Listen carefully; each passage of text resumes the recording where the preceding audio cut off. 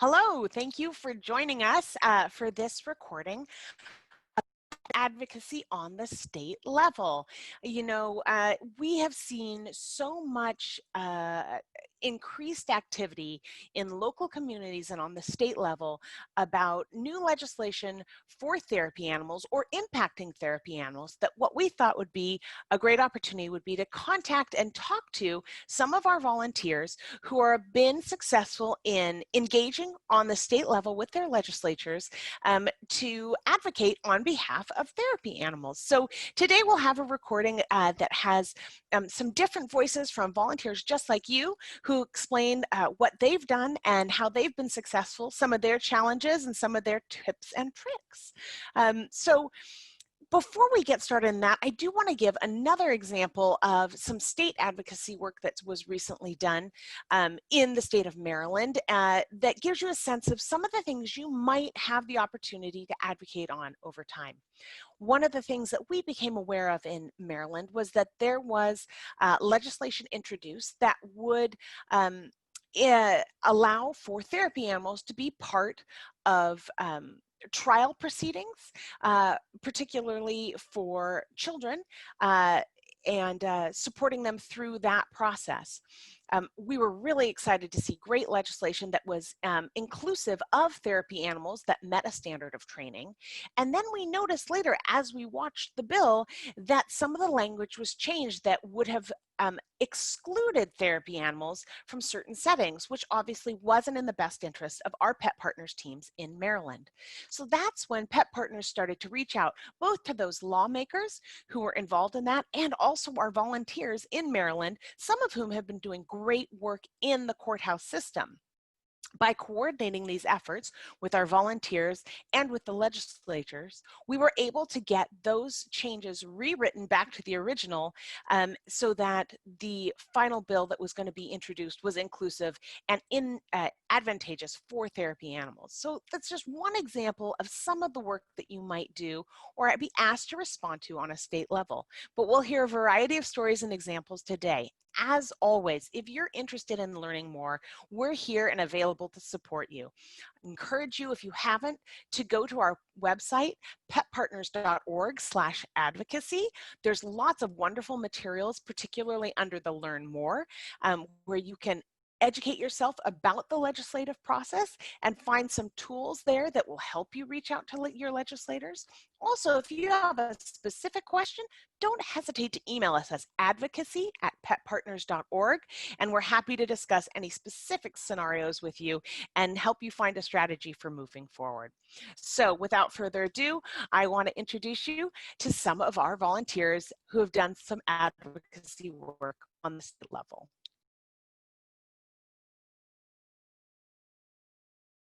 I am so excited to have two Pet Partners volunteers as a guest with me here today. Diane and Connie, would you like to introduce yourselves? Diane, why don't you go ahead and start? Okay, I'm Diane Prang, Minneapolis, Minnesota, and I've been a Pet Partners volunteer for 5 years. I'm on my third dog. Actually, I have two right now that are volunteering, and they're Siberian Huskies because we're from Minnesota, of course. Right. Connie, tell us a little bit about you. Hi, my name is Connie, and my pet partner animal is named Molly, and she is a Vizsla, that's her breed, and she's 10 years old. We have been a pet partner therapy animal for 9 years, and we visit a lot of places, mainly the VA hospital, and she loves reading at schools and libraries, plus other events, but those are her main things. So we really have fun going out and being a therapy animal. Well, I'm really glad to have you both with me today because recently you had a sort of an advocacy accomplishment and have made a visit to your state house. And I was hoping that you could share with our viewers a little bit about that experience. So Diane, why don't you start? Tell us just a little bit about what that was. What was the visit like?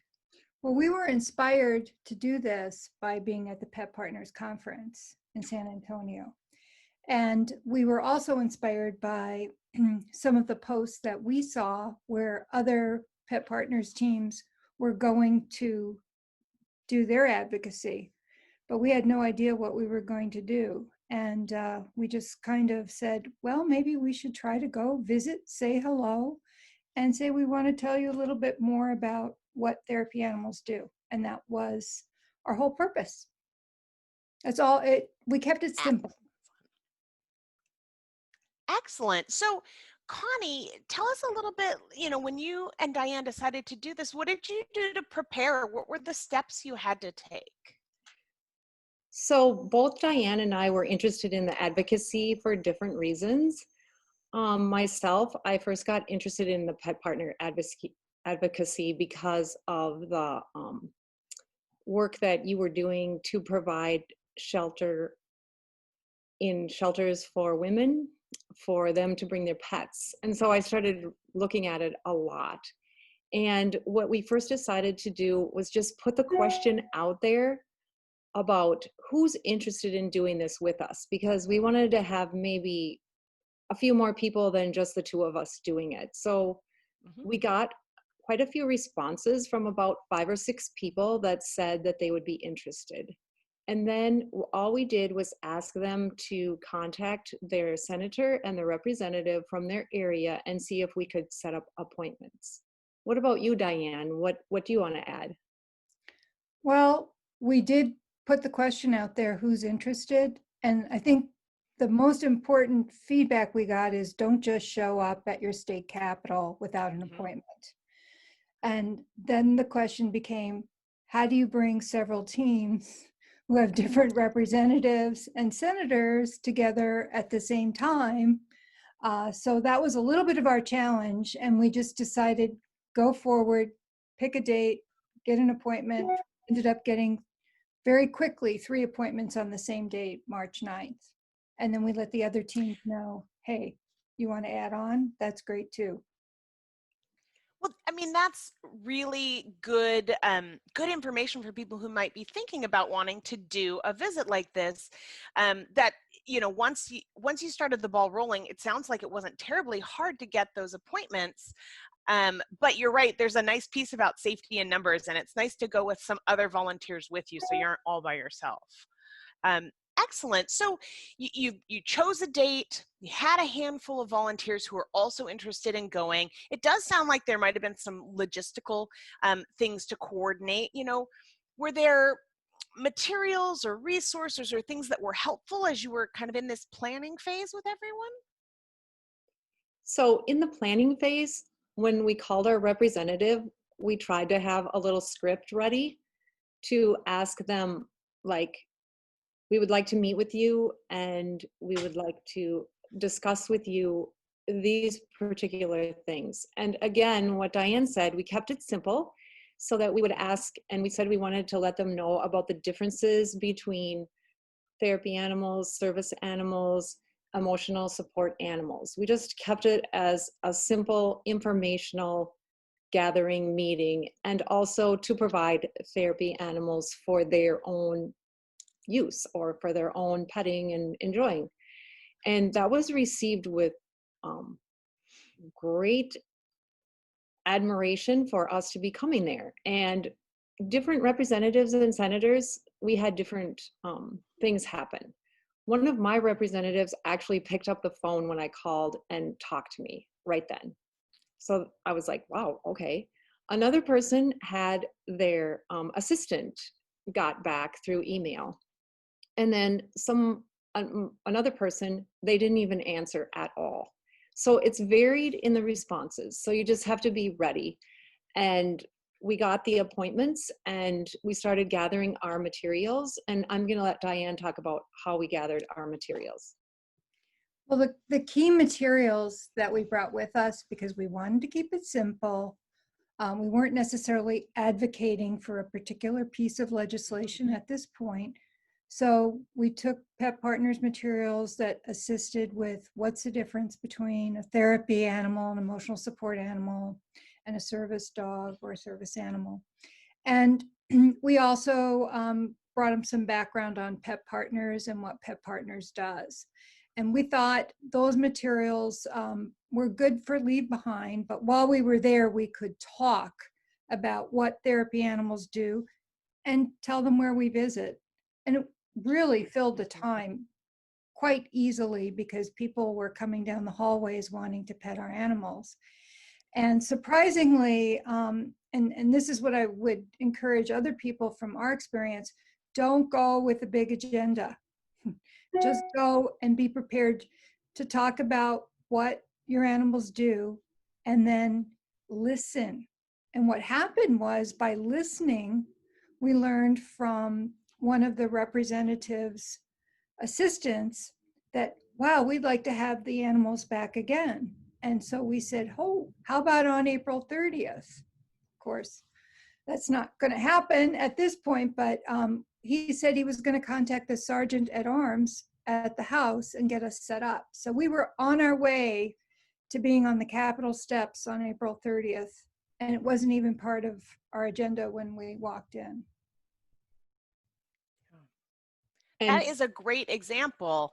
And National Therapy Animal Day is a perfect opportunity to try and coordinate some of these events around if your legislature's in session. Connie, what were you going to say before I cut you off? Well, I was just going to say, and then we would have been able to bring even more teams on National Therapy Day, more of our pet partner teams to come together and celebrate the day. So that would have been just wonderful. But with COVID-19, we have to just put it on a pause till perhaps next year. Yep.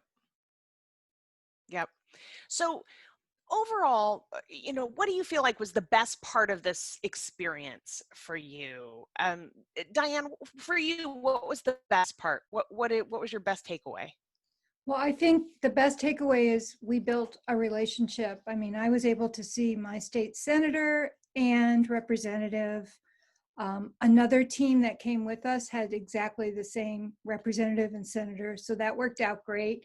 We feel like we have the open line of communication. If something comes up, and I do get all of the pet partners alerts on what's happening, we'll be able to contact them and they know who we are, and we can maybe start to move something forward. That's what was so exciting. Wow, we thought it might be difficult. It was a little scary, but it turned out wonderfully. What about you, Connie? Well, we met in the parking lot by the Capitol with our cars so we could all be together, which was a great thing. But one of our representatives actually, you can either meet them in their offices, in the representative offices or the Senate offices. And one of our representatives was in session and wanted us to meet them at the Capitol in the representative area where they were meeting in the House of Representatives. And we were instructed to go to the page, give a note, say who we were, and then he would come out. Well, there were a lot of people there in waiting, and they were meeting our therapy animals.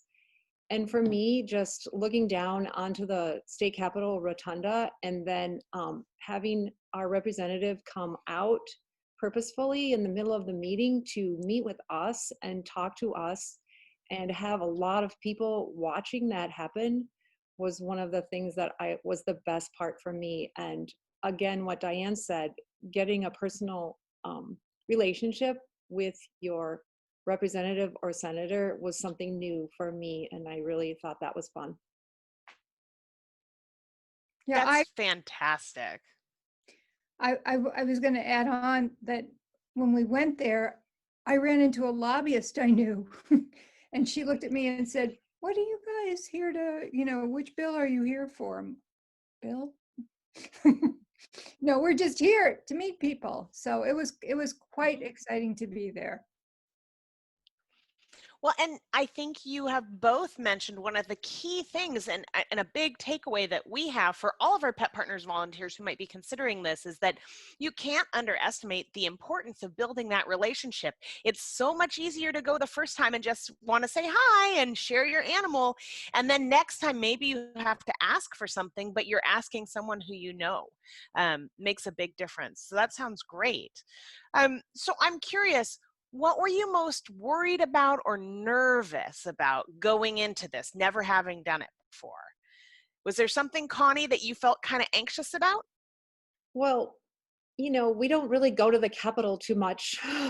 And so just the whole logistics of the parking and the map of where the buildings were that we were going to be going to, and walking around the Capitol was something that I was nervous about. But again, we went together and we met together in the parking lot so then we could walk together.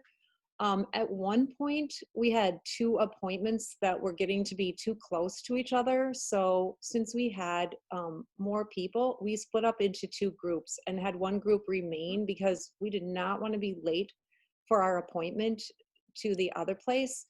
And so we were able to do that easily with more people. So again, I would say it's not something to do alone. I wouldn't want to do that. And just the whole elevator, going up and down the elevators, when you have 5 dogs, you know, we had to take like 2 or 3 different times up the elevator rather than go all at once. Have one person that is not a handler of an animal, because that person had our list of appointments, where we were going, and could talk to people without an animal with her. So that was one thing that really, really helped. What would you think, Diane? I was most afraid of rejection. You know, how would they receive us? And I shouldn't have been afraid for a minute, because the minute they saw these smiling, well-behaved dogs and the smiling handlers, everyone gave us plenty of time. We're so gracious. We had, I think I sent you about 6 or 7 photos. I counted. I have 118 that we took and collected. So many were willing to get their picture taken individually with each dog. So that they give us tons of time. And my representative put our picture on their weekly newsletter to say that they had met with us. So that was pretty exciting. That is exciting, a real achievement. Had anyone mentioned, had therapy dogs ever been at the Capitol before, to your knowledge? I don't believe. No. Yeah, so you guys were trailblazers. That's amazing. So, you know, it sounds like, you know, you shared sort of your whole experience, the decision to go, the things you did to prepare, some of the things you were worried about that turned out to be not as bad as you thought they might. If you were going to give sort of your key piece of advice, and you've given great advice throughout this, what's a key thing you would give to somebody else who's considering doing this and to get your number 1 tip? Diane, what would be your number 1 tip you'd give someone else considering this? I would say take your time in crafting an email that's going to get your representative's attention. And you can use a variation of that email for multiple people that you're targeting. But I would say use that email to get attention. And then don't be afraid to pick up the phone a couple of days later and call. I mean, once you get the appointment, it's all downhill. Perfect. That's a great tip. That was something that Diane had us do, is send an email saying that we are going to be calling you in a couple days and here's what it's about. So that was really, really helpful. Connie, do you have another top tip, your best tip for someone else who might be considering doing this? I would say make sure you bring someone who doesn't have an animal to really keep you on task and make you feel like they are looking ahead and they don't have to have their focus on the animal to assist you when needed. I think that was something that really helped everyone feel like that person was basically the person in charge and telling us very kindly, well, we're going to be leaving now and we want to thank you for your time. And we didn't have to keep track of that. We could watch our animal. Because when we went in to see the senator, the entire office came around. It wasn't just a 1-person visit. It was like 12 people. And all of the people that were working in the area just wanted to meet the animals. So it was more like a group meeting than just a one-on-one situation. And that's a good point, Connie, because other senators that were maybe not our representatives at all happened to come down the hallway. And one of them, interestingly, was working on transportation access bills. So I got his name and number. I mean, I was planning to follow up when we went on National Therapy Day, but I'm thinking another one of the things we want to advocate for is getting some special rights for therapy animals on public transportation. And there's our contact, and we didn't even have to target him. Well, Diane and Connie, congratulations on a fantastic State House visit. And thank you so much for sharing your expertise and your experiences with others. I hope that this will inspire other teams who might have been considering doing a similar visit to take your top tips and do one of their very own. So we hope to hear about some of those future visits, and we want to thank you very much.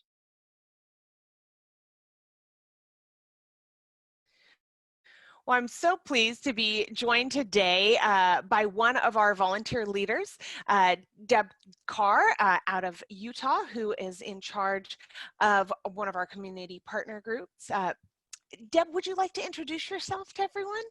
Hey, I'm Deborah Carr. I've been a pet partner since 1993, and I'm presently working with my partner, John Coulter, who is my 6th therapy sheltie.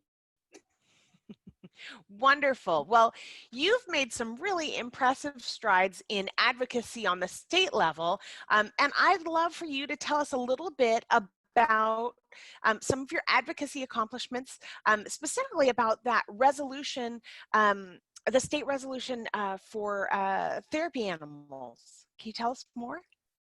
Well, back in 2018, our Utah legislature defined service and emotional support animals and their rights and responsibilities of people who have them, and penalties for people trying to pass off a pet as a service or an emotional support animal.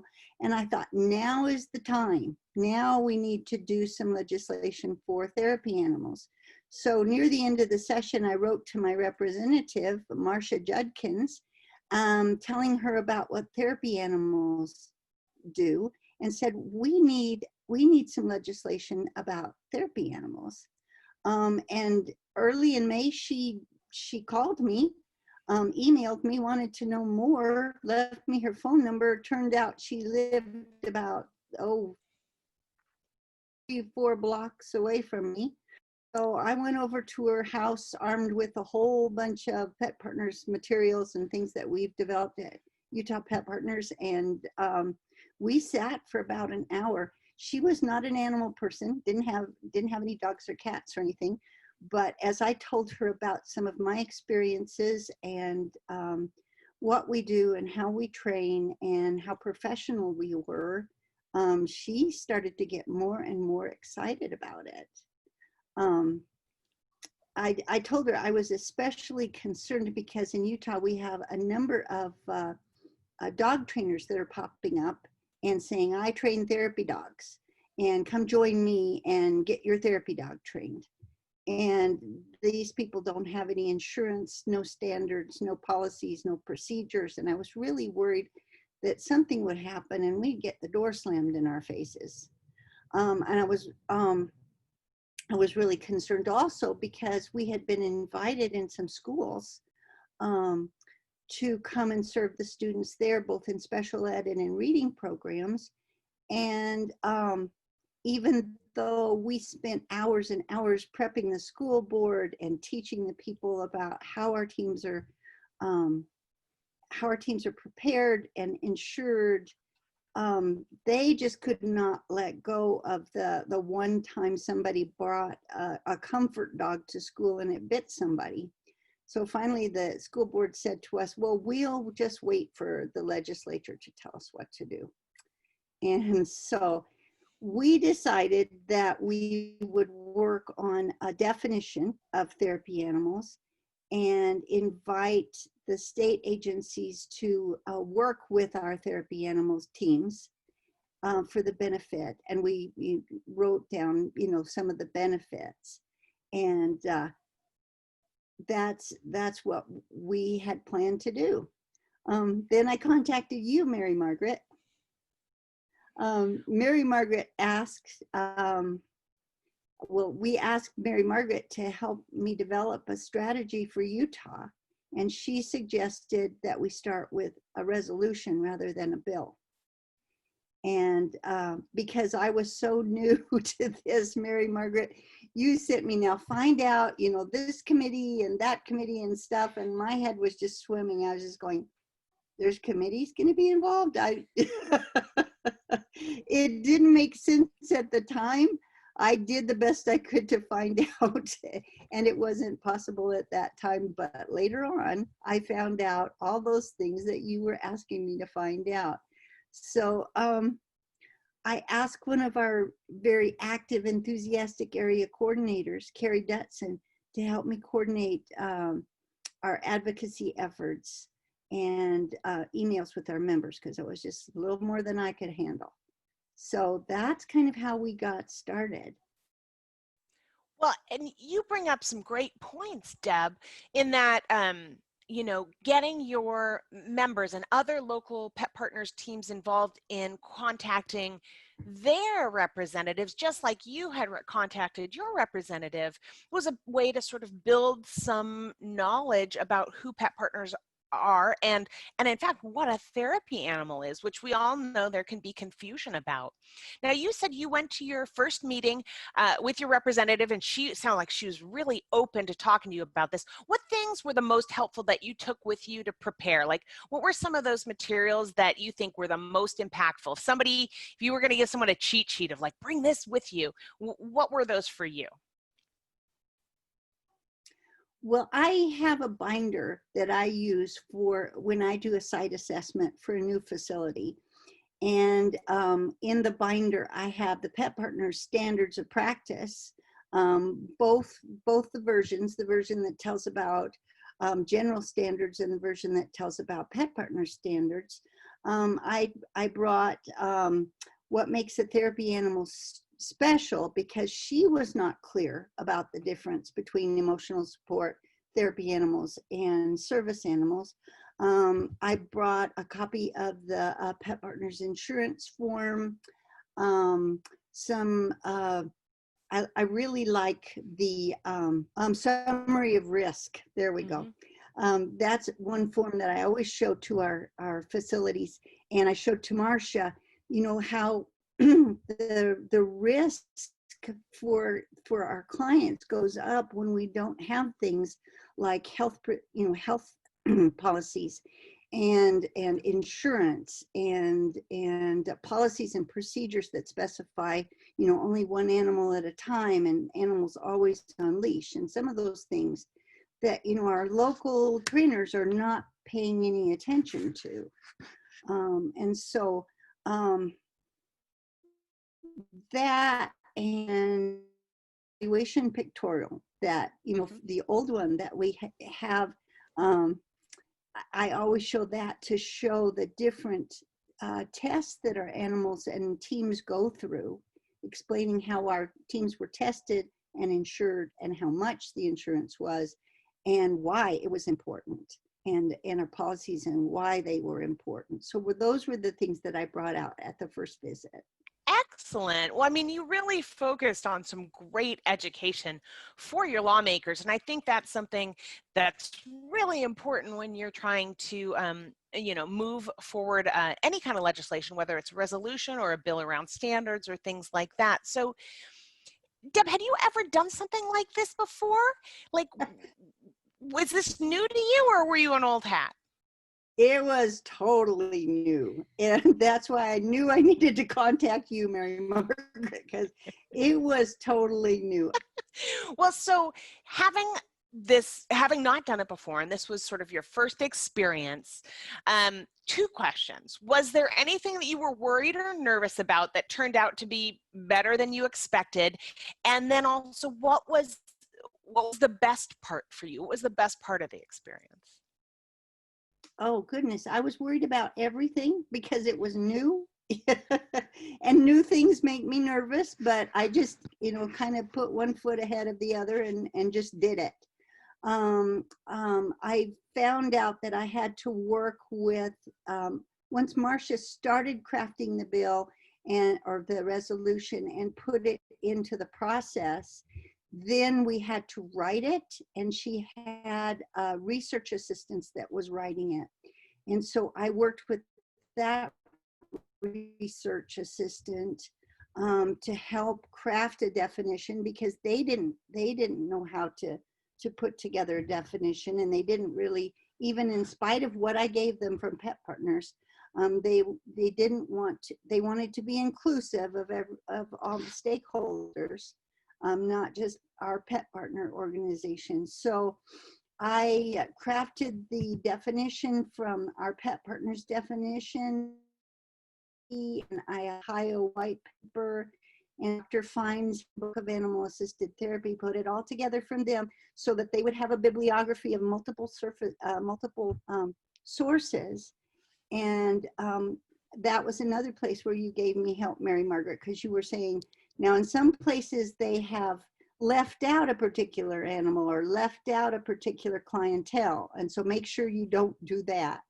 So I went back and forth with the research assistant doing that.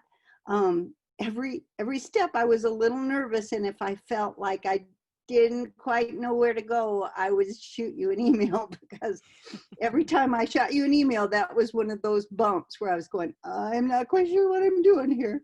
So I sent them tons and tons of stuff, was really careful not to leave anybody out. But one thing that was really helpful to me is that here in Utah, Utah Pet Partners is a member of the Utah Nonprofits Association. I don't know if those exist in every state, but golly, they're so, so helpful here.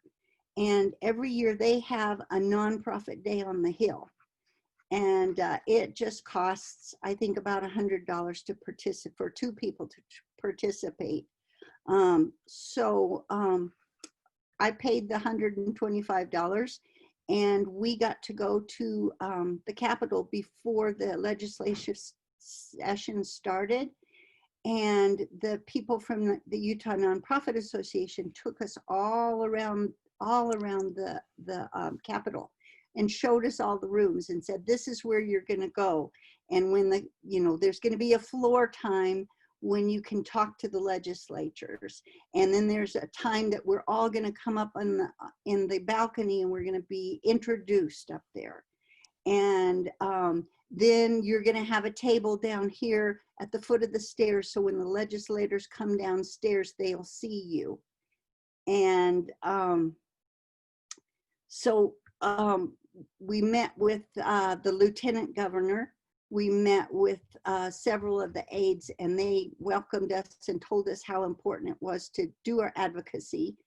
And that was another place where I was nervous, because if you're a nonprofit, many of our donors say this money is not to be used for legislative work. Mm-hmm. But I found out that advocacy is not the same. Advocacy means that you're working for something for the public. It's not like lobbying. Lobbying is paid work. We're just advocating for something that we feel is important for the public. So one of the best parts of the experience was the nonprofit day on the Hill that we had with Utah Nonprofits Association. We showed up bright and early, had to walk a good mile down to the Capitol, and we had a table. I had invited some of our airport teams, which are just rock solid, can handle big crowd teams, and they were there for 2 hours. We met tons of legislators. We just kind of, buttonholed them as they came down the stairs. Met a lot of aides, and that was important. I didn't know how important it was to talk to the aides, because we made such an impression on one of the aides that he started walking around the whole area, tabling area, and grabbing legislators and bringing them over to see us. And that was really helpful. So that was a good part. Probably the most fun part of it. It was kind of like tabling at an event, which we were used to doing. Just a little moment of something that was, familiar. It sounds like an amazing event and a great opportunity. You've got lots of people sort of setting eyes on you. And of course, your point about not underestimating the importance of building relationships with the legislative aides is so true. For other people who might be watching this presentation, if you call your legislator or lawmaker, you may not get through to that individual, but don't underestimate the power of introducing yourself and being, clear and thoughtful and respectful to talking to that aide, because they are oftentimes the gatekeeper to getting you into talking to that actual lawmaker. So that is a really good point that everyone should take away. Deborah, thank you. So it sounds like overall you're going to say your experience was pretty positive. Am I right? Pretty positive. Representative Judkins invited us to the committee meetings. The first committee meeting was for the House of Representatives. It was the Health and Human Services Committee, which made a lot of sense. And it just flew through that committee. Then in the Senate, not so good. The chair of the Senate committee, it was pretty harsh. And the Senate, they sent us to the Business and Labor Committee. I'm not quite sure why we went there, but I think it was because of Senator Bramble, the chair of the committee, who we found out later had pushed through the bill on emotional support and service animals. He's a very powerful senator, and he showed us pictures of his dog at the beginning of the committee meeting. So he is quite a dog lover, but there were protocols, and he was not relaxed at all on protocols. I finished my presentation and said, "Are there any questions?" And he snapped at me, "You don't ask us if there's any questions." So I went, whoa, okay. So he really scared me. But the thing was that after we left the committee, Senator Bramble himself came out of the committee room and thanked us for coming and said, "I want this to go through. It just needs more work." And that was a silver lining on having that, not go through, because I went, okay, if he's going to support us, it's going through next time. And it sounded like from the Senate, they wanted a bill to turn into law instead of a resolution, which was a step higher than I had expected, but what I was hoping for all along. And so I left. I called some friends that were active in the legislature and cried on the way home. But then when I got home, I just went, I'm not discouraged. We're just moving forward with this. And so I am just watching the calendar and I was looking at it this morning going, I think it's about time to contact Marcia and see if we need to meet with Senator Bramble now. Mm-hmm. Well, you have a great perspective on this. It doesn't always go smooth sailing. Sometimes it is a process. Ultimately, though, it sounds like you've laid the groundwork for moving forward in a really productive way. And you're absolutely right. Thinking ahead to having some of those meetings and talking about this before the next session starts is going to be what gets you over the finish line. So congratulations on such a great effort. And we can't wait to hear about when we finally have legislation passed in both houses in Utah. That's really exciting. Deb, congratulations, and congratulations to everyone at Utah Pet Partners for all your work so far. We can't wait to hear more. Thank you, Mary Margaret. Well, I'm delighted to be joined by another volunteer today to tell us a little about some of the advocacy work she's done locally in Nashville, Tennessee. Ellie, would you like to introduce yourself? Sure. My name is Ellie Wetzel, and I volunteer with my dog, Winnie Bell. We're relatively new to the therapy animal world. We became a team in 2017, And I'm very excited about National Therapy Animal Day because of the educational piece, because when I take Winnie, to hospitals or we go to court, people always assume she's a service dog. And so I have to go, kind of explain what the differences are. And so it helps when there's this type of awareness. And so Therapy Animal Day was a perfect time to inform, particularly our local policymakers, and explain to them what the difference is between the different types of animals. Well, that's, I think, a challenge that lots of different therapy animal handlers run into, is the confusion between therapy animals, service animals, and emotional support animals. And so you took advantage of National Therapy Animal Day, which happens every April, at the end of every April, to help sort of inform people. So tell us a little bit about what you did. What did you achieve? I think Sure. specifically around the proclamations. Okay, yes. So we are based in Middle Tennessee, primarily in the Nashville area. And so we were able to get a proclamation from the governor from the state of Tennessee, as well as from 8 mayors in the surrounding area. So there were 9 proclamations. And a little background is, since we're in Middle Tennessee, Music City is in our community partner's name because really most of our members, they live in the greater Nashville area. So they live actually in other counties or other cities. And so we knew definitely we would get the proclamation from Nashville, and knew that mayor was very receptive to animals. But we wanted to make sure that our members and teams were recognized for all of their work, particularly the ones that aren't in the Nashville area. So that's how the project sort of grew. So you ended up, I mean, that's a huge number, not only just 8 different mayors adopting the proclamation, but the governor too. So how did you make this happen? Like, if somebody else was like, hey, we'd love to get a proclamation in our town, like, what steps did you take?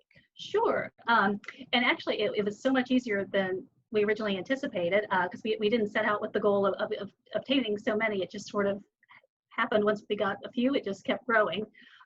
So really, if you're in a larger metro area, most of the mayors actually have an online form on their websites. So you can just fill it out. And that's what we did for the mayor of Nashville. And it's the same with the Tennessee governor. And I've been looking at other states, and pretty much most of the governor's websites have a form where you can just fill in and make a request. And it's pretty simple. There is some to be mindful of timeliness, because our, at least in our state, you need to give at least 21 days notice, but no more than 3 months notice. So you just kind of make sure that you're in that proper window to be able to make the request. That's interesting. I hadn't thought about the timeline. Obviously, I assumed it took a while, but I didn't realize like you couldn't do it before 3 months. Interesting example. Yeah. Yes. So it was one of those things that like we had it in mind early on, but we just wanted to make sure we didn't, forget to do it at the proper time. So really, it was around February that we got most of our planning together. It seems with the mayors, they don't require as much lead time, but of course, the more you can give, the better, and usually at least 2 to 3 weeks. Excellent. So you submitted some forms online. Did you have to do follow-up? Did people contact you with questions? Yes. Yes. Well, we were surprised at actually how receptive people were, because we thought there might be some kind of pushback, because around the time, emotional support animals were getting a lot of negative press, and we thought we might be confused with sport animals.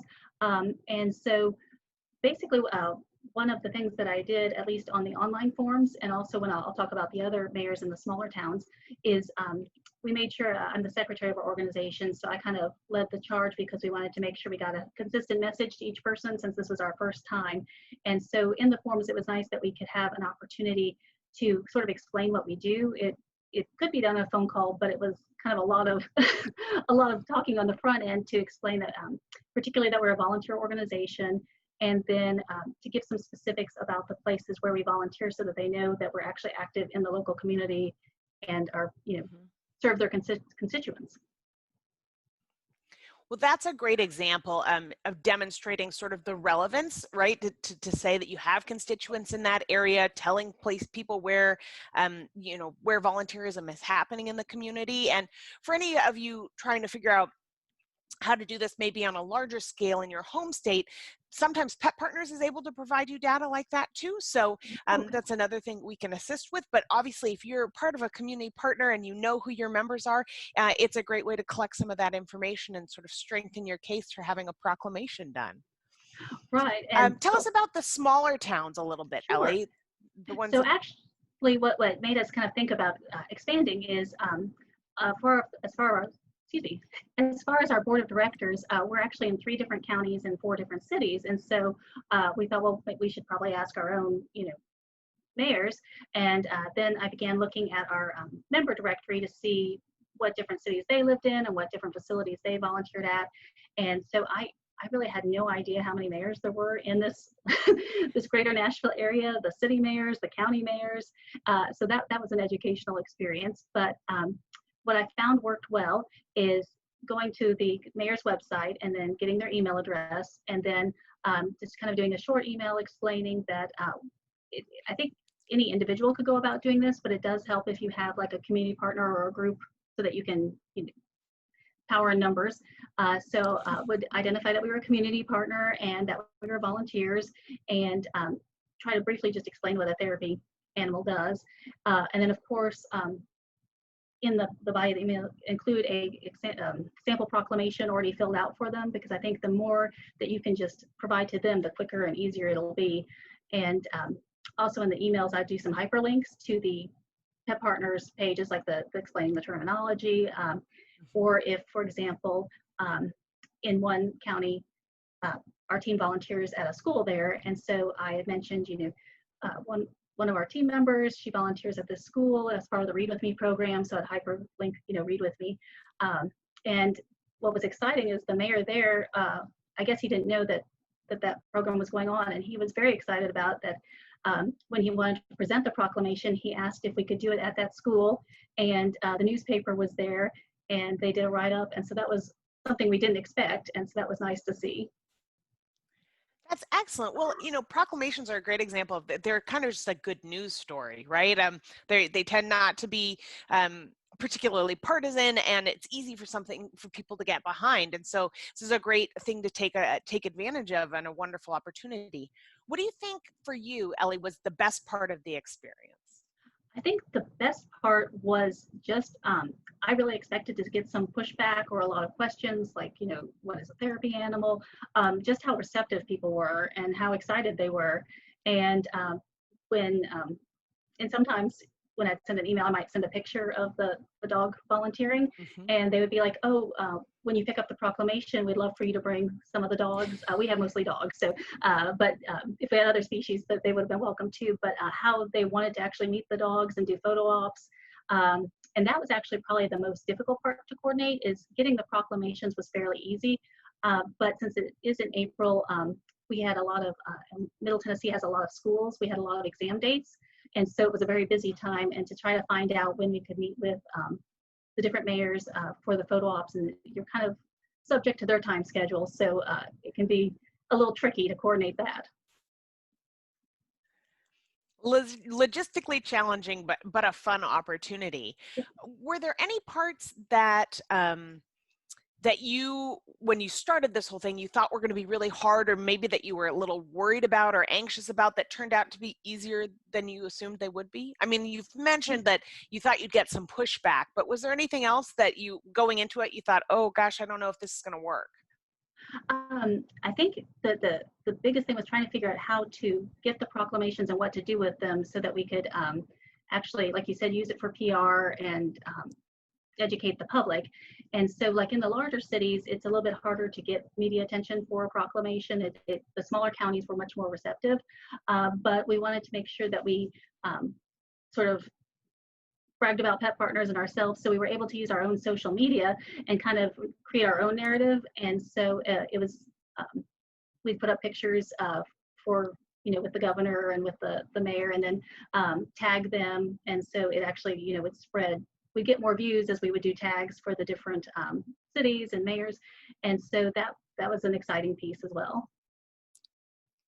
That is nice. It's a great opportunity to harness the power of social media. So if you were going to give a suggestion or a pointer or a hot tip to somebody else who was thinking about trying to get a proclamation for National Therapy Animal Day in their community, what would your top tip be? I think it's super easy. Just make sure you go probably online and see who the mayors are in your area. Is there a county mayor? Is there a city mayor? Is there both? because I think one thing that helped us too is when we started reaching out to the mayors in the smaller counties, we would say, we've obtained a proclamation from Nashville, and we're trying to collect proclamations from all of the cities where our teams volunteer, and just use that kind of information to help encourage the other mayors to get on board. But really, as long as you can mostly do it online, and it depends. Some places will actually offer to mail it to you, and so you might want to mention in your communication that you'd like to pick it up in person if possible. Nice. That's a great tip. Well, is there anything that I haven't asked you about that you want to make sure you share with other Pet Partners teams who might be considering this? So I think one thing is we were trying to figure out, because it was sort of a large endeavor getting as many proclamations at once, is if we wanted to do it as an annual thing, or if, just focus on certain ones, certain years, and just only when the leadership changes, go to the new, go to the mayor, the new governor. And so I think that's something logistically to think about. Probably what I'd recommend is the first year to try to get as many and get the photo ops. And then if you don't have time later, you can fill out the application and get the proclamation and promote it on your social media, but you don't actually have to do all of the in-person pickups. And that makes it very easy and expedites the process. Excellent. Well, Ellie, I want to congratulate you on getting so many proclamations for National Therapy Animal Day. It's really exciting, and you've made it sound like it's something that other volunteers could do too in their own communities to help educate the public about what therapy animals do and the benefits that they bring. So thank you so much for all your hard work. Thank you. And I guess one other note I might mention, this kind of came to me now, is as far as trying to get media recognition, that's probably one of the more complicated pieces, or one of the hard. Getting the proclamations fairly easy, but just particularly following up with the newspapers in the smaller towns, and possibly even coordinating with the facility that you volunteer at. For example, the school, like if you have their support and say we're part of the Read With Me program, can we do a press release with you to do a proclamation, have it presented at your school or something like that, get some more backing that might be more receptive to get the media coverage. Well, I love that idea of involving the places where you're already currently volunteering, because it gives them an opportunity to get their name out, and they're going to help share that press. So it's a nice way to be inclusive too. Right, or even nursing homes, any kind of facility. Like you said, it's a feel-good story, and then if you can get photos of the animals visiting with clients, that's always a fun picture to put out there for the public. And Absolutely. It looks like, do you have a kitty cat Absolutely. in your background? Oh, I have my Chihuahua. Oh, Sleeping back here. She's supervising my work today from home. yes. Is she a therapy? Well, Ellie, I think, no, she's not. She's an old lady. She's 13 with a heart condition. So this is her primary activity right here, sleeping on the bed. Well, Ellie, thank you so much for your time today. We are so appreciative, and can't thank Music City Pet Partners enough for all the great work they've done getting the word out in Nashville area. Well, thank you. Thank you again for joining us for this presentation. As always, if you're interested in more information, don't hesitate to visit our website at petpartners.org/advocacy for more information and resources. You can also always email us at advocacy@petpartners.org, and we're happy to answer any specific questions you have.